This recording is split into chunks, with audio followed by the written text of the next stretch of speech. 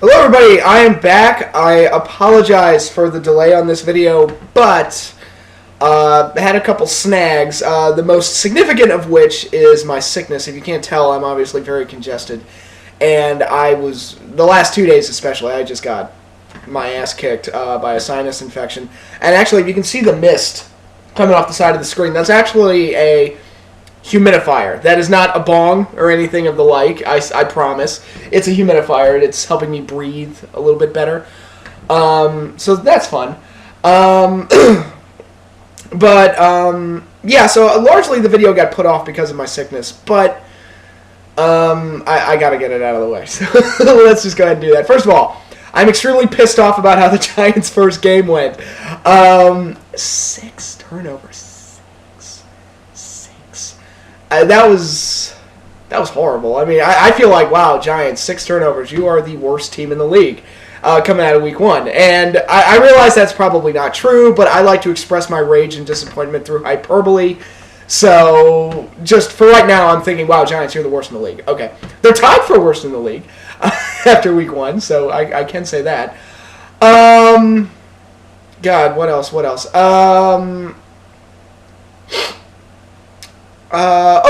Going back to my question and answers video. Thank you to everybody that submitted questions for those.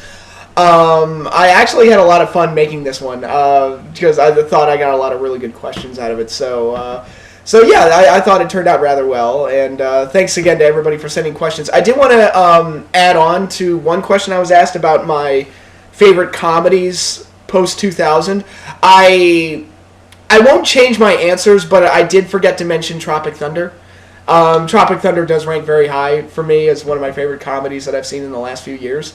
So that one's very good. Yeah, I just think it's really funny. Again, I wouldn't change my original answers, but Tropic Thunder is definitely a strong runner-up. Yeah, I think that's about everything. One other thing I did want to mention.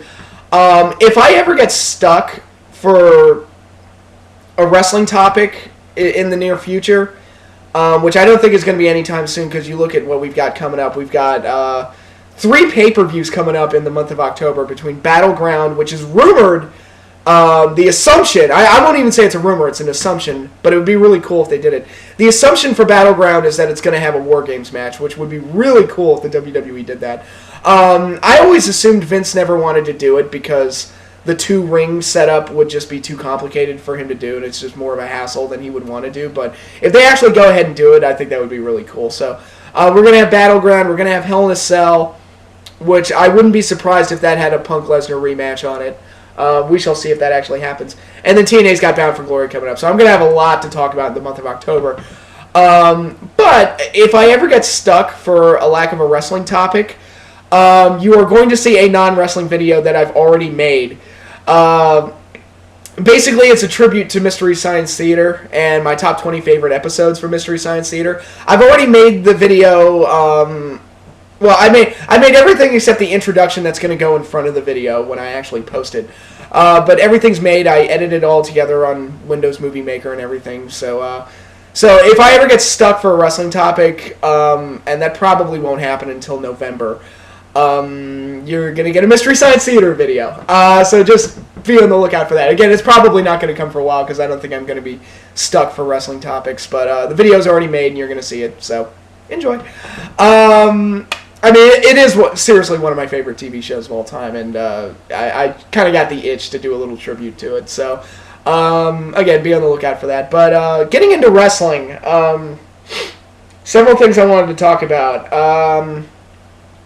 First of all, I have not talked about TNA at all since the Tito Ortiz reveal because I feel like the show's been kind of a mess. Excuse me. Storyline-wise especially. And I just felt like, what is there to really say? The show sucks. I mean, what do you want me to say to this? And the storylines, and that's the biggest problem, really. The storylines are a mess. Tito Ortiz and Rampage Jackson have already been pulled from TNA by Bellator, so it's like, well, that was a bust. It's so bad. It's so bad. So I guess we can throw them in with Lashley and Frank Trigg and King Mo, those MMA guys that just didn't pan out at all whatsoever. Stop trying to get MMA guys for wrestling. It's not going to work. But yeah, that didn't turn out so well for them. But yeah, basically storyline-wise, the show was just a mess. I thought No Surrender last night was a good show overall. It was basically, and I've noticed this with the last couple of TNA shows, is that it's basically like, okay, the storylines are a mess, let's just have super long matches to make up for the fact that the show's a mess, and that's basically what last night's No Surrender special basically was. And the matches did carry weight, since it was like the Bound for Glory Series finals and shit like that, and the world title match and everything. So it was an enjoyable show overall. It still doesn't fix the fact that their storylines are a mess, though. And especially heading into their biggest pay-per-view, they just don't seem to have a whole lot going for them. I like that AJ won the BFG series, but I mean, what else do they have going for them? I mean, ask me to take their current storylines and map it out into a Bound for Glory series card. I couldn't do it because it's just a mess. The storyline-wise, the show is just a complete fucking mess. So there you go. And that's TNA in a nutshell. But I did think No Surrender was good, so I'll give them that. But now let's get into the major positive I wanted to talk about. WWE and their current storylines and the way they've handled and put together Raw. And we'll throw in a little bit of talk about Night of Champions. I'm not going to spend too much time talking about the full card because there's not really a whole lot of intrigue to it of the actual card itself. Punk is probably going to beat up Heyman in the handicap match, and that's fine. That'll be entertaining. I think Ziggler's facing Ambrose for the U.S. title. I don't know. I thought that match was made official, but it wasn't on the card last I checked, so I assume that match is going to happen. That'll be fine. They're having a tag team turmoil match to decide who's going to face the Shield, which I kind of feel like, haven't the Primetime Players won like 3 matches in a row? Shouldn't they already be the number 1 contenders? And it's probably going to wind up being them that faces the Shield at the pay-per-view, but I would have probably preferred it if it had just been PTP versus the Shield, just because, I mean, it's like, look, you already put the players on a winning streak, You could have made that match. I wouldn't have questioned it. What else? You got the Divas 4-way. That's okay, I guess. You got the World Heavyweight title match, which, for all the great storylines they have centered around the WWE title, they've got nothing for the world title. Like, absolutely fucking nothing. It's just really, really bad. And Rob Van Dam and Del Rio had a match a couple weeks ago on Raw that was abysmal. Just a really bad match. So hopefully they do better at Night of Champions. But it's just furthering the proof that they should really consider getting rid of the world title because nobody really cared. Nobody is truly invested in that title, whether it be because of lack of storyline or the fact that the WWE title is more important. Or the fact that, they're just not invested in Alberto Del Rio. I mean, he got on Raw this week in Toronto, a very lively crowd. He got the Chanamania treatment because, and whenever that happens, like when it happened to Orton and Sheamus the night after Mania, some people get pissed off. It's like, oh, the crowd's just being assholes, and the guys are working hard and they don't deserve that. And like, to me, it's an indictment of the characters when the crowds react like that. It's like, look, they're reacting like that because they don't give a shit about the characters. At the time, Sheamus was this bland, goofy babyface. Orton was this directionless, bland babyface. So they didn't care. That's what they were saying, and that's why that match got that reaction. It was kind of the same thing on Raw this week. It's like, look, we know Del Rio is going to beat R-Truth. R-Truth sucks. I've always felt that R-Truth sucks. I don't care what anybody says. And Del Rio is just this directionless character. He's just the guy with the belt, and that's it. And there's nothing about him that's intriguing or interesting, or there's just nothing there. So that match got the same treatment. It had nothing to do with how hard the guys were working. It was just like, look, there's just no reason to really get invested in these characters. So whenever something like that happens, that's my guess as to why that happens. It has nothing to do with, oh, the guys are working hard and the crowd's just being assholes. It's like, no, they just don't give a shit about the characters, and that's what's going on there. So yeah, I think that's most of the Night of Champions card. And then there's the big one, Randy Orton versus Daniel Bryan, which I really wish they weren't doing this match so soon, because I think they could get a long build-up out of Daniel Bryan facing Orton for the title. And they'll probably do a rematch at some point down the road, but I just would not have done this match right away. Just to get that long build-up out of it. I probably would have saved it for the Royal Rumble. Save it for the Royal Rumble. Bryan wins the title. Punk wins the Rumble. You get Punk versus Bryan set up. And then that ties into this whole storyline where Triple H and Vince McMahon lose their shit because the two indie guys are main eventing WrestleMania. And that's how the storyline can carry forward, going from there. So yeah, I do think they're doing this match too soon, and Bryan is not going to win the title. That should be made clear right now. They've put too much into this heel faction, this new corporation or administration or whatever you want to call it, for it to just end right now. So it would be too soon for Bryan to win the title. I think it would be a bad move. If Bryan wins the title, you've basically axed the whole storyline, and you've killed the long-term potential of the storyline. And, like I said, this storyline that they've been doing on Raw has yielded some very, very good stuff. They've gotten some great heat on the heels from Triple H, who has been fantastic in the role. I don't praise Triple H much, but he has been absolutely fabulous in his role. Orton seems more motivated than ever. He's been having, the best matches on TV. And I guess he just works better as a heel. I don't know. But he is a lot better now than he has been in recent years. And the stuff that they do where they get heat on themselves, the whole thing with Cody, which is the saddest thing I've seen in forever. The stuff with Goldust on Raw. Now, that was an effective way to use a legend, because you brought him in, the crowd went nuts because of nostalgia, and you had this added bonus with Goldust fighting for his brother's job. So it had this emotional element to it. They had this really, really good match. Orton wins, and so you use the legend to get heat for the heels, and I think that was a very effective way to use Goldust. And again, when he was walking around backstage with a sad face, I'm like, oh, that is so sad. The stuff they've done with Big Show is this is so depressing. Y'all are assholes. It's God, y'all, Triple H, Stephanie, and Vince, and Orton, they need to die. And they've incorporated so many characters into the storyline. Ziggler's had a role to play. The Shield has a role to play since they're the hired hitman. And some people have knocked that. It's I thought the Shield stood for justice and fought against injustice or whatever. I thought that was their whole thing.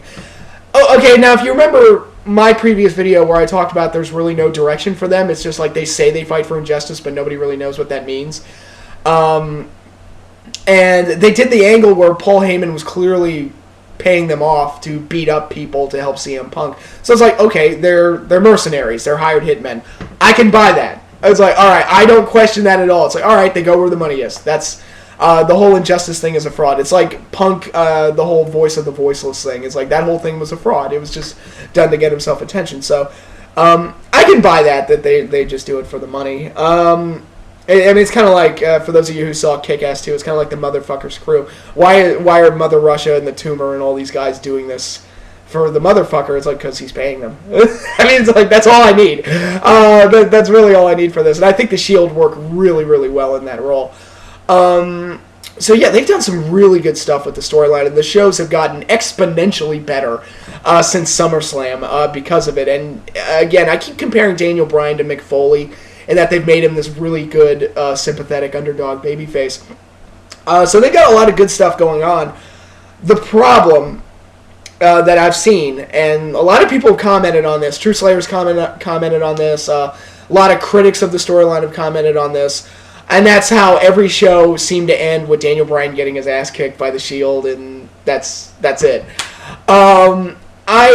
I had a problem with it, but it wasn't that, Daniel Bryan's getting buried. That wasn't my problem with it.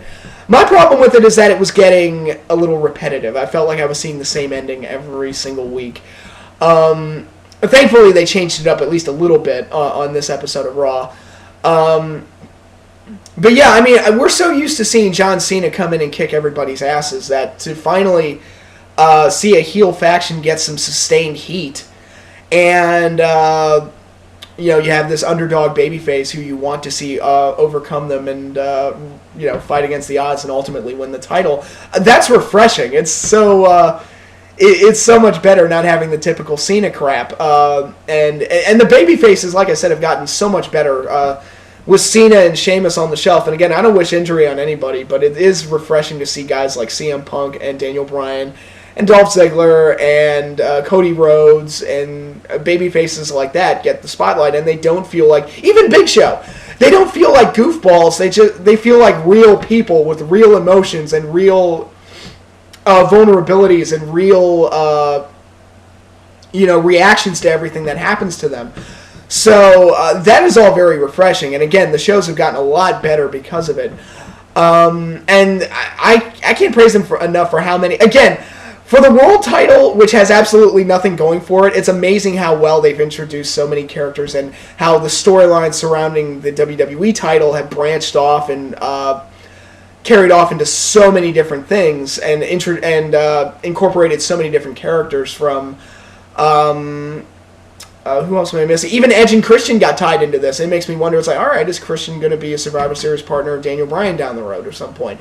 Or is Edge going to come back? Or are we going to get Edge and Christian versus The Shield? I would go nuts for that. That's a shut up and take my money type of match. Edge and Christian versus The Shield. I would totally be up for that if Edge was willing to make a return. So there's so many different things that they could do with this, and we still haven't had CM Punk introduced into this. We still haven't had Brock Lesnar tied into this. We still haven't had John Cena tied into this, which I've already made my feelings clear on John Cena. I feel like him being the corporate champion would be like the perfect thing to do. And, Orton's been great in the role, but, man, if it were Cena,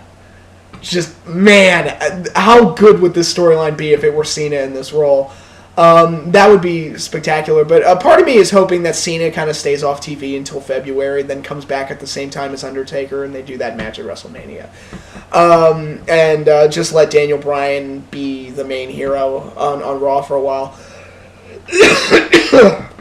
Excuse me.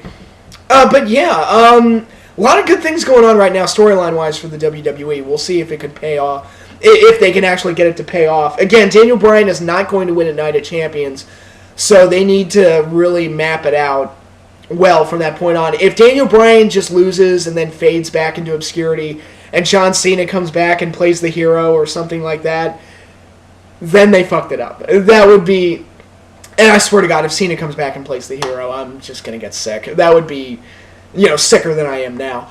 That would be horrible. That would be absolutely horrible. But for right now, I'm enjoying what I'm seeing. And I do feel like the product has gotten a lot better. It's just a matter of where they go from here. And, not do the same ending every week where Daniel Bryan's just getting beat up by the Shield. I do think there's room for variety. And, again, I'm all for getting heat on the heels. My idea was the show where Cody Rhodes got fired. That should have been the closer to the show. I felt like that would have been a great way to close out the show. But, and again, it gets heat on the heels, but it's something different. It's not just Daniel Bryan gets his ass kicked by the Shield. And again, if it were up to me, I wouldn't do the Daniel Bryan-Randy Orton match at Night of Champions. I would probably have done, like, Orton in a unification match against Rob Van Dam or something. Have Rob Van Dam win the world title, do the unification match, just be done with it, because that belt doesn't need to exist. And probably have Daniel Bryan work with Big Show, like a reluctant Big Show, play off of that storyline. And Daniel Bryan somehow gets the miracle win and then goes forward from there. Maybe he faces Ryback at one point. Maybe he captains a team at War Games for Battleground. He captains a team at Survivor Series, maybe. Maybe he faces Triple H at TLC, the December pay-per-view, and then he faces Randy Orton at the Royal Rumble. However you want to do it. I literally just came up with that off the top of my head.